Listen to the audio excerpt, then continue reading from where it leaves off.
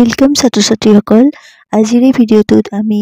এইবাৰ 2024 বৰ্ষৰ আজি হৈ যোৱা সোশ্যাল সায়েন্সৰ এক্সামৰ যিখন কোৱেশ্চন পেপাৰ আছে তাৰ এনসাৰসমূহ সলভ কৰিম ফুল মাৰ্কস 90 মাৰ্কস আৰু পাছিং মাৰ্ক 27 মাৰ্কস দিয়া আছে এটা তললৈ চাও আহা ইয়াত চাবা প্ৰথম কোৱেশ্চনটো দিয়া আছে ঐক্যবদ্ধ বংগ এটা বৃহৎ শক্তি এইহাৰ কথা এইহাৰ কাৰ উক্তি আছিল ইয়াৰ এনসাৰটো হ'ব অপচন এ ভাৰত সচিব হাৰ্বাৰ্ট ৰিজলি নেক্সট আবা কোৱেশ্চন নম্বৰ 2 ত কৈছে 1911 চনৰ 12 ডিসেম্বৰ তাৰিখে দিল্লীত অনুষ্ঠিত বাজ অভিষেক অনুষ্ঠানত তলতীয়া কোন কেইটা সিদ্ধান্ত ঘোষণা কৰা হৈছিল ইয়াৰ উত্তৰটো হ'ব অপচন 1 বংগদেশৰ পুনৰ একত্ৰীকৰণ আৰু অপচন 2 ভাৰতবৰ্ষৰ ৰাজধানী কলিকতাৰ পৰা দিল্লীলৈ স্থানান্তৰণ মানে তোমালোকৰ এইটো প্ৰশ্নৰ এনসাৰ হ'ব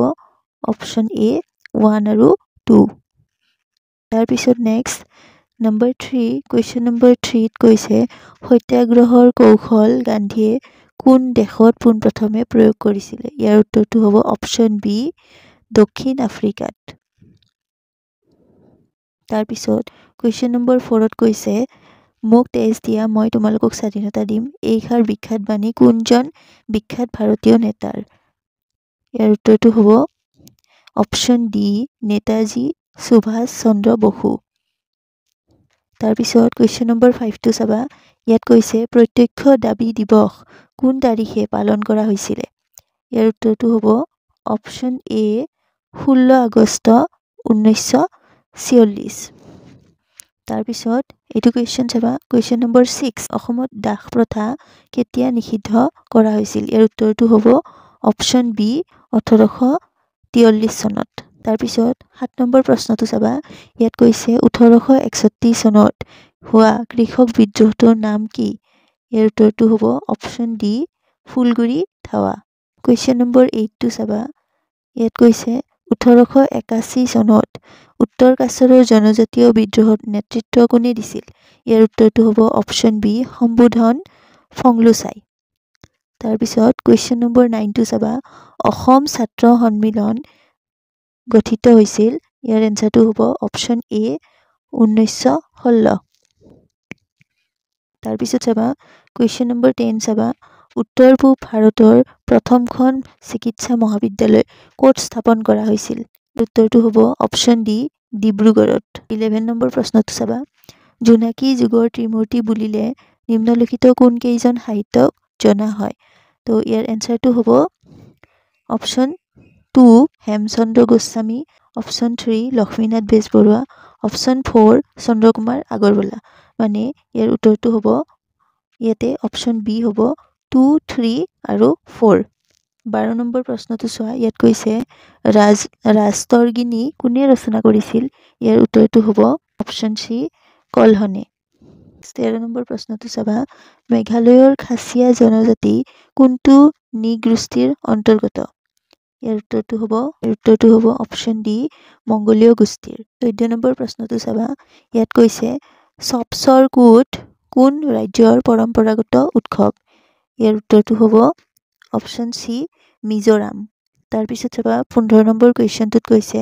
অসমৰ গদ্য সাহিত্যৰ সূচনা কোনে কৰিছিল ইয়াৰ উত্তৰটো হ'ব অপচন এ ভট্টদেৱ তাৰ পিছত 16 নম্বৰ প্ৰশ্নটো চাবা তলৰ কোনটো অনৱীকৰণযোগ্য সম্পদ ইয়াৰ উত্তৰটো হ'ব অপচন বি খনিজ তেল তাৰ পিছত 17 নম্বৰ প্ৰশ্নটোৰ উত্তৰ চাবা তলৰ কোনটো তৃতীয় বৃত্তিৰ অন্তৰ্ভুক্ত নহয় ইয়াৰ উত্তৰটো হ'ব অপচন সি খনিজ সম্পদ আহৰণ এইটো আমাৰ প্ৰথম বৃত্তিৰ হয় তাৰ পিছত কোৱেশ্চন নম্বৰ 18 টো চাবা তলৰ কোনটো বিলুপ্তপ্ৰায় প্ৰাণী ইয়াৰ উত্তৰটো হ'ব অপচন সি বৰটকলা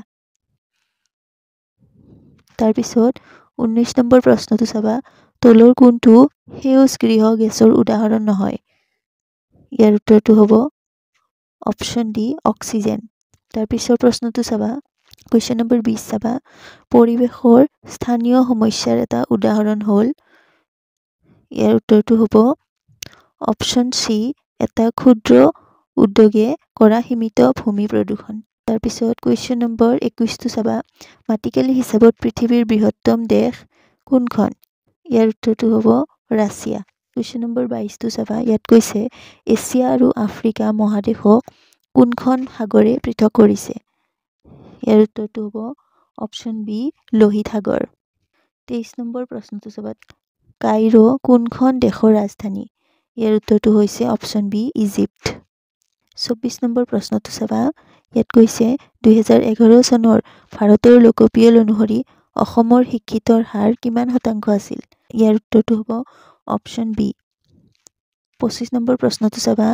ইয়াত কৈছে 2011 চনৰ লোকপিয়ল অনুসৰি অধিক জনসংখ্যা থকা নগৰৰ পৰা আৰম্ভ কৰি ক্ৰমে কম জনসংখ্যাৰ অসমৰ প্ৰথম শ্ৰেণীৰ নগৰবোৰ হ'ল ইয়াৰ এনচাৰটো হৈছে অপশ্যন এ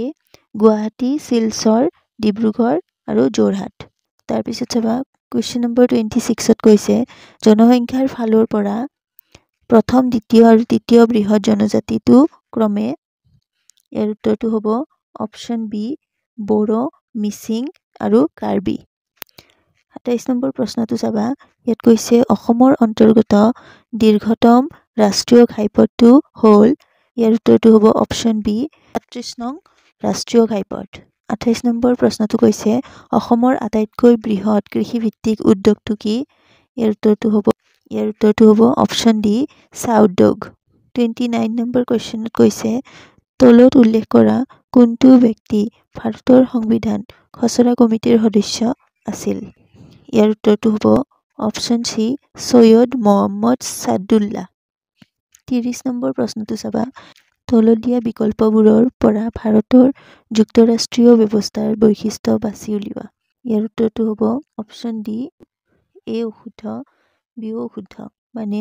অপশ্যন ডি 1 আৰু 2 উভয়ে অশুদ্ধ 31 নম্বৰ প্ৰশ্নটো চাবা ইয়াত কৈছে ৰাষ্ট্ৰসংঘ দিৱস কোন তাৰিখে পালন কৰা হয় ইয়াৰ উত্তৰটো হ'ব অপশ্যন বি 24 অক্টোবৰ 32 নম্বৰ প্ৰশ্নটো চাবা ইয়াত কৈছে ৰাষ্ট্ৰসংঘৰ বৰ্তমানৰ সদস্য ৰাষ্ট্ৰৰ সংখ্যা কিমান ইয়াৰ এনচাৰটো হ'ব অপশ্যন বি 193 তাৰপিছত চাবা 33 নম্বৰ প্ৰশ্ন ৰাষ্ট্ৰসংঘৰ বৰ্তমান সচিব প্ৰধান কোন ইয়াৰ উত্তৰটো হ'ব অপশ্যন বি এণ্টনিঅ গুটেৰেছ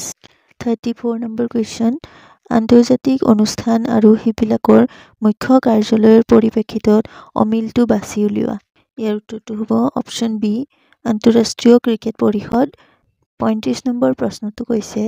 ৰাষ্ট্ৰসংঘৰ সাধাৰণ সভাই নিম্নোক্ত কোনটো অংগৰ অনুক্ৰমতে সচিব প্ৰধানক নিয়োগ কৰে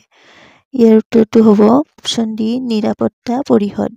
36 নম্বৰ প্ৰশ্নত কৈছে তলৰ কোনকেইটা বিকল্প মুদ্ৰাৰ বৈশিষ্ট্য ইয়াৰ উত্তৰটো হ'ব অপশ্যন 1 2 3 4 মানে গোটেইকেইটা এনচাৰটো হ'ব অপশ্যন ডি 37 নম্বৰ প্ৰশ্নত কৈছে তলত দিয়া বিকল্পবোৰৰ পৰা মুদ্ৰাৰ মুখ্য কাৰ্য চিনাক্ত কৰা ইয়াৰ উত্তৰটো হ'ব অপশ্যন 1 অপশ্যন 2 মানে অপশ্যন এ 1 আৰু 2 38 নম্বৰ প্ৰশ্নত কৈছে ভাৰতবৰ্ষৰ কেন্দ্ৰীয় বেংকটোৰ নাম কি ইয়াৰ উত্তৰটো হ'ব অপশ্যন চি ভাৰতীয় ৰিজাৰ্ভ বেংক তাৰপিছত 39 নম্বৰ কুৱেশ্যনত কৈছে তলৰ কোনটো বাণিজ্যিক বেংকৰ কাৰ্য নহয় ইয়াৰ উত্তৰটো হ'ব অপশ্যন ডি বাণিজ্যিক বেংকে কাগজী মুদ্ৰা ছপা কৰে পিছত কুৱেশ্যন নম্বৰ 40 চাবা নবাৰ্ডৰ মুখ্য কাৰ্যালয় ক'ত অৱস্থিত ইয়াৰ উত্তৰটো হৈছে অপশ্যন বি মুম্বাইত 41 নম্বৰ কুৱেশ্যন ভাৰতবৰ্ষত প্ৰথম পঞ্চবাৰ্ষিক পৰিকল্পনাই সামৰি লোৱা কালচোৱা হ'ল ইয়াৰ এনচাৰটো হ'ব অপশ্যন এ 42 নম্বৰ কুৱেশ্যন 2015 চনত গঠিত নীতি আয়োগৰ অধ্যক্ষ কোন ইয়াৰ এনচাৰটো হ'ব অপশ্যন বি ভাৰতৰ প্ৰধানমন্ত্ৰী 43 নম্বৰ কুৱেশ্যন দেশৰ আৰ্থিক ব্যৱস্থাৰ ওপৰত থকা ৰাষ্ট্ৰৰ নিয়ন্ত্ৰণৰ শিথিলকৰণ কৰা কাৰ্যক কোৱা হয় অপশ্যন চি উদাৰীকৰণ 44 নম্বৰ কুৱেশ্যন ব্যক্তিগতকৰণ হ'ল ইয়াৰ এনচাৰটো হ'ব অপশ্যন এ